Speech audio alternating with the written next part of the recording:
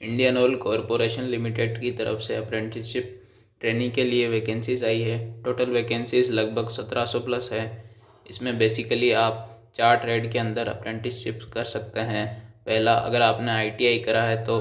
दूसरा, अगर आपने डिप्लोमा कोर्स करा है तो। तीसरा, अगर आप 12th पास है तो। और चौथा, अगर आपने ग्रेजुएशन करी है तो सारी चीज़ें डिटेल में जानेंगे। सबसे पहले आप देख सकते हैं कि जो वैकेंसीज़ है वो स्टेट वाइज है, तो लगभग सभी स्टेट्स के अंदर वैकेंसीज़ अवेलेबल है। आप स्क्रीन पर देख सकते हो स्टेट वाइज वैकेंसीज़ दी गई है और ट्रेड वाइज कोड नंबर भी दिया गया है। तो कौन सा कोड किस ट्रेड के लिए है और उसमें क्वालिफ़िकेशंस क्या क्या चाहिए वो समझ लेते हैं।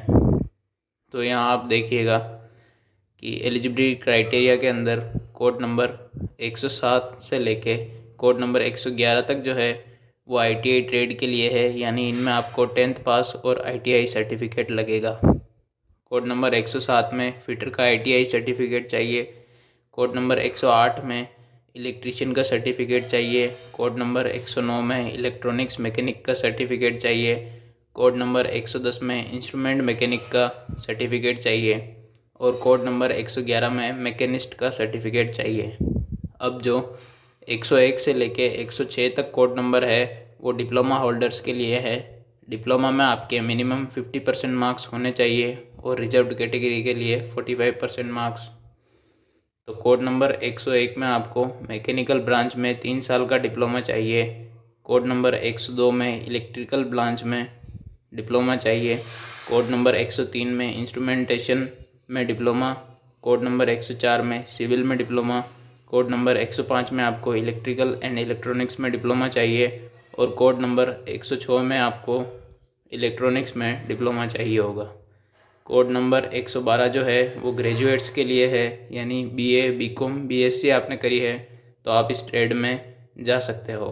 कोड नंबर 114 जो है वो 12th पास स्टूडेंट के लिए है, जो डेटा एंट्री ऑपरेटर फ्रेशर के लिए है। अगर आपके पास पहले से ही डेटा एंट्री ऑपरेटर का सर्टिफिकेट है तो आप कोड नंबर 115 में अप्लाई कर सकते हो, नहीं तो आपको कोड नंबर 114 में अप्लाई करना है। कोड नंबर 116 जो है वो रिटेल सेल्स एसोसिएट फ्रेशर के लिए है। इसमें भी आपको सिंपली 12th पास होना होगा। अगर आपके पास पहले से ही सेल्स एसोसिएट का सर्टिफिकेट है तो आप कोड नंबर 116 में अप्लाई कर सकते हो, नहीं तो आपको कोड नंबर 116 में अप्लाई करना होगा। तो अब तक आपको समझ आ गया होगा कि आपको किस ट्रेड के लिए अप्लाई करना है। तो अब बाकी की डिटेल्स देख लेते हैं। तो ये पॉइंट नंबर 20 में लिखा है, आपने पहले कहीं अप्रेंटिसशिप करी है या अभी कर रहे हो तो आप एलिजिबल नहीं हो। उसके बाद BE, BTech, MBA, CA, LLB वाले स्टूडेंट्स भी एलिजिबल नहीं है।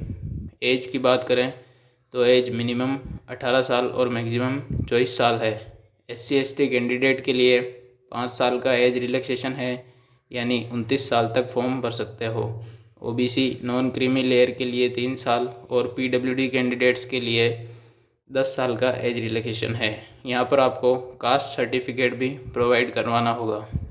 अब ट्रेनिंग ड्यूरेशन की बात करें तो डेटा एंट्री ऑपरेटर फ्रेशर और सेल्स एसोसिएट फ्रेशर की ट्रेनिंग 15 महीने और 14 महीने की होगी। बाकी जितने भी ट्रेड्स है उनकी ट्रेनिंग 12 महीने की होगी।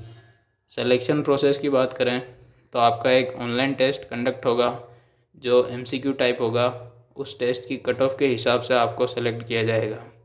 सिलेबस की बात करें तो पहले आईटीआई और डिप्लोमा वालों के लिए टेक्निकल अक्यूमेंट इन रिलेवेंट डिसिप्लिन, यानी आप जिस ब्रांच से है उसका आपको नॉलेज होना चाहिए। और फिर मैथ्स, रीजनिंग और इंग्लिश से क्वेश्चंस आएंगे। ग्रेजुएट अप्रेंटिस के लिए मैथ्स, रीजनिंग और इंग्लिश से क्वेश्चंस आएंगे। डेटा एंट्री ऑपरेटर और सेल्स एसोसिएट के लिए जेनेरिक एप्टीट्यूड, रीजनिंग और इंग्लिश से क्वेश्चंस आएंगे। जेनेरिक एप्टीट्यूड सभी ब्रांच में आएगा, ये सिचुएशन बेस्ड क्वेश्चंस होते हैं। एग्ज़ाम क्लियर करने के बाद आपको यहाँ छोटा मोटा मेडिकल टेस्ट भी देना होगा। उसके बाद अगर बात करें तो इस फॉर्म को भरने की जो लास्ट डेट है वो 3 जनवरी 2023 है। इसकी जो ऑफिशियल वेबसाइट है वो iocl.com/apprenticeships है। इस पर आपको नोटिफिकेशन और सारे अपडेट्स मिल जाएंगे और आपको अप्लाई भी इसी वेबसाइट पर जाकर करना है। Candidates have to apply for any one discipline code only, यानी आप सिर्फ एक ही ट्रेड के लिए अप्लाई कर सकते हो, मल्टीपल ट्रेड्स के लिए नहीं। और यहाँ पे दे रखा है कि अप्रेंटिसशिप ट्रेनिंग कंप्लीट होने के बाद गारंटी नहीं देते कि आपको इंडियन ऑयल में जॉब मिल जाएगी, लेकिन चांसेस बहुत ज़्यादा है कि आपको जॉब मिल जाएगी, लेकिन ये ऐसा क्लेम नहीं करते हैं।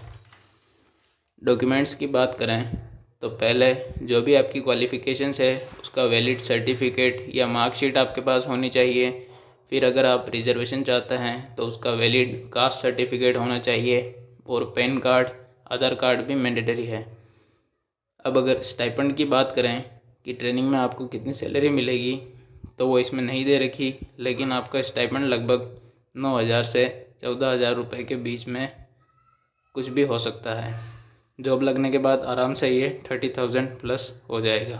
फॉर्म फीस की बात करें तो वो कम्प्लीटली फ्री है। होपफुली इस वैकेंसी रिलेटेड आपके सारे डाउट्स क्लियर हो गए होंगे।